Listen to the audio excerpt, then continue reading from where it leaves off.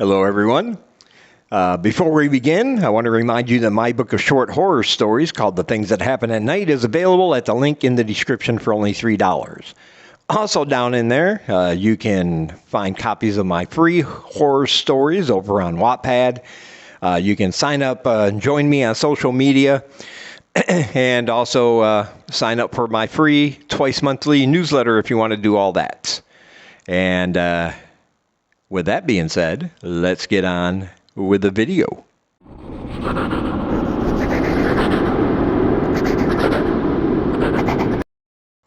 All right. So the book we're going to be talking about today is fantastic. It's an anthology, and it's called No One Can Help You by Ruth Anna Evans. She was kind enough to send me a copy for review, and I am glad she did. Now, at the end of this month, I'm going to have my personal list of top 10 favorite horror novels of the year. I never planned on making one for like top 10 anthologies of the year, but if I was, this one would certainly be right in there. It was fantastic. I absolutely loved this anthology for several reasons. First of all, each one of these stories has to do with most of them have to do with a horrible real-life situation. Something that would happen to you that is just terrible, that would rock your world normally.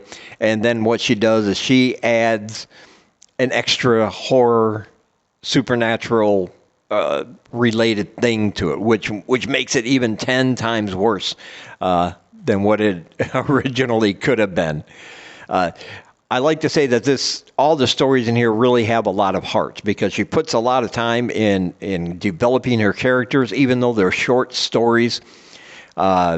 She is just great at developing these people and putting them in these just horrifying situations and then just ramping it up with something supernatural or something beyond this world.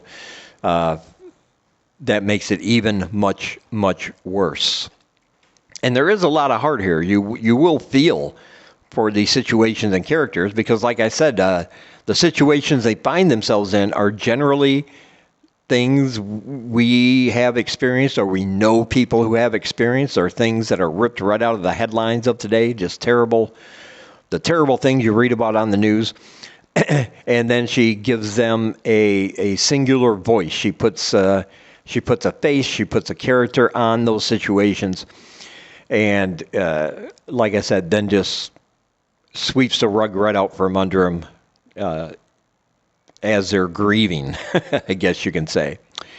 And there are stories in here that will just melt your heart. There are stories in here that will horrify you. There are stories in here that will probably disgust you in the best possible way.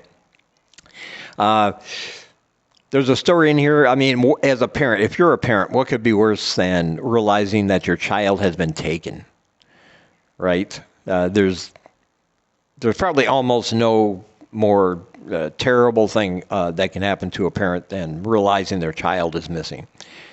But in this story, this is what happens, but she takes it from the eyes and the viewpoint of the child.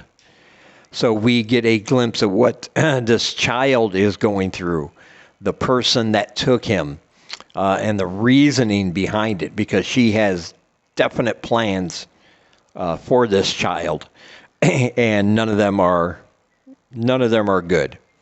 And you can really sense his fear and his anger at the things that are happening to him because the person that took him is very, very unstable. And we're going to see just how far she would go to make sure that this child remains in her custody. There's another very good story in here about a girl who has anxiety. Her mother leaves one night just to go to the store, but her mother doesn't come back for hours. So this girl's anxiety is ramping up, and she's almost a shut-in because of her anxiety. She doesn't understand where her mother is. Thoughts start swarming around her head. Maybe her mother left her. Maybe her mother got sick of her being the way she is, which makes her anxiety even worse. But when you find out what happened to the mother, This is a great little Twilight Zone-esque story that I really enjoyed, because something happens to the mother basically right outside the door when she left, and you'll have to read about that to find out what it is. But like I said, she takes this issue of anxiety and just ramps it up to about 11. And tragedy, guns. She covers that too in a very heart-wrenching story about a gunman who went on a killing spree at a preschool, and yeah, it's about as terrible as you think it could be. However, we will learn that the ghosts of these dead children they come back, much to the delight of their parents, even though there are ghosts and they can't hold them necessarily, but some of them can see their child, they can kind of talk to their child.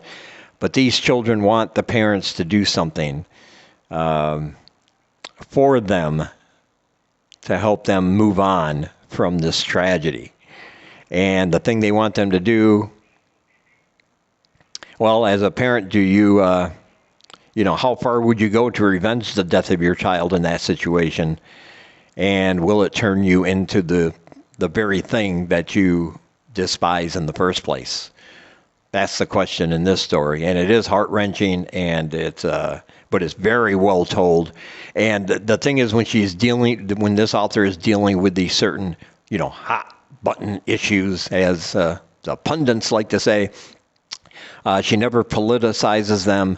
She's not taking a stance one way or the other. She's just providing the story about these things that actually happen in real life, and then putting her own horrific spin on that. There's a body horror story in here that is, oh my God, it's so delightfully disgusting. It is. This one, it will probably gross you out. It'll make you want to scrub your eyeballs after you read it. Some of the scenes in there gave me the shivers, I'll tell you that. Body horror is an excellent thing in the horror world, and this story absolutely delivers, because this woman is becoming undone. Things start falling off of her. She starts bleeding from different things, and then, well, you'll have to read it to find out. But let's just say, even when she thinks she might have the cure, it probably will just make things worse. Let's just put it that way.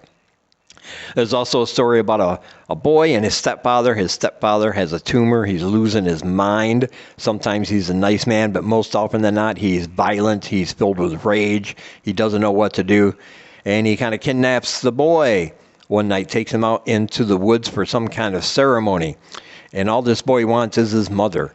That's all he thinks about, is escaping and getting to his mother. But the man is not having it.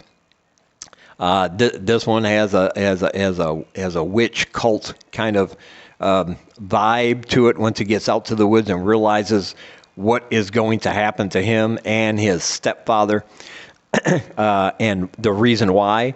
But then there's a big twist at the end about who might be behind this cult, or a member of this coven, or whatever you want to call it there. And it's just it's horrible for the character, but for me, I absolutely enjoyed that story also, because it just I didn't see it coming, and I was like, oh my God, that's perfect. That's perfect. Some of these stories are shorter. There's one about hypochondriacs, which is really short. I think it's less than a page, but it's very effective, because it just she just has a way with words. She knows how to just spin a story and give you a punch at the end, whether it's a longer form short story or even just a quick little half a page, maybe a page kind of thing. And each one they're all fantastic. They're all going to stick with you after you read them, and she outdoes herself in every subsequent story. And like I said, this is probably one of my favorite anthologies I've read this year, and you should definitely pick this up. I can't recommend it enough. No One Can Help You by Ruth Anna Evans. I will leave a link down below to Amazon if you want to purchase it, and I recommend that you do. And also down below, of course, as I said earlier, check out all my links. I'd love for you to do that. And as always, I want to say thank you for taking some of your time, spending it here with me. I really appreciate you guys watching. And until we meet again, keep reading spooky, my friends.